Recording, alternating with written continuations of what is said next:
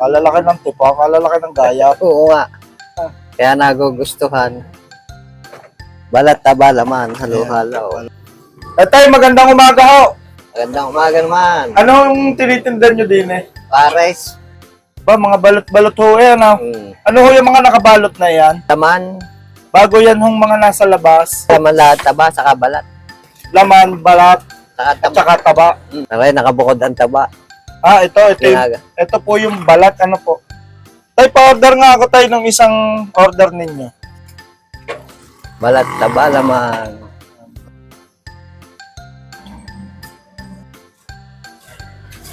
Tay, parang ang dami ng servings mo. Sadya. Baka naka-vlogger lang to tay ha. Ayun oh. Tama yun, parehas. Ito, kadami naman nga mga kasabi sa diyahay. Oo. Kaya ito hindi naiwanan ng customer. Binabalik-balikan. Matagal na kayo tayo nagtitinda nitong pares nyo tay. Matagal na. 2016 pa. May 9 years ano ho. 9 years na. 9 years dito ho sa bayan ng Taysan. Oo. Ito yung pares ni Sir Dante Evangelista dito sa bayan ng Taysan. 70 pesos mga kasobe. Matitikman nyo na itong quality pares ni Sir Dante. Kita nyo naman. Kanya yung laman mga kasobe. Ang lalaki nung gayap. Tapos may mga taba siya, balat, tsaka yung mga taba-taba. 70 pesos lang yan mga kasobe ha. Bawang. Sa ating fried rice. Sili. Wow. Titikman natin kung ano ba talaga ang lasa nitong pares ni Sir Dante. First bite. Medyo malapot yung sabaw niya mga kasabi. Ito naman yung taba. Pampaliwanag ng bahay. Ang lambot ng taba mga kasabi.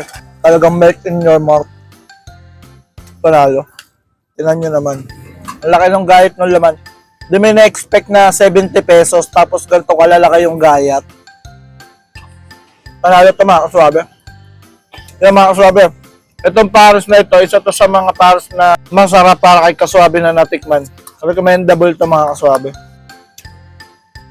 Pag may pagkakataon mga kaswabe, pag mapapadaan kayo dito sa bayan ng Taysan, itry nyo itong pares ni Sir Dante Evangelista. Dito lang yan sa may palengke.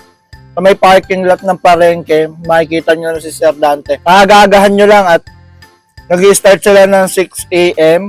Minsan naabot lang sila ng 11 ng tanghali hanggang alas 12. Tay, maraming salamat po.